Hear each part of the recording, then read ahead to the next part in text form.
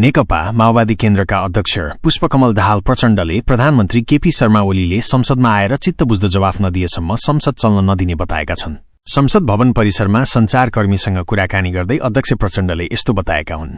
नेपाल विद्युत प्राधिकरणको कार्यकारी निर्देशक पदबाट कुलमान घिसिङलाई हटाउनुको कारण माग गर्दै विपक्षी दलहरूले संसदका दुवै सदनको बैठक अवरोध गरेका छन्। लामो अहिले केही भन्नु छैन। प्रधानमन्त्रीले आएर रोस्ट्रममा जवाफ नदिएसम्म हाउस चल्न नदिने हामीले भनेका छौं। प्रधानमन्त्रीले यसलाई सहज ढंगले लिनुपर्ने हुन्छ। अध्यक्ष प्रचण्डले भने उहाँले आएर स्पष्टीकरण दिनुपर्ने हुन्छ। स्पष्टीकरण चित्त बुझ्दो भयो तुरुन्तै हाउस चल्छ, स्पष्टीकरण पनि जालझेलको भयो भने आन्दोलन अघि बढ्छ।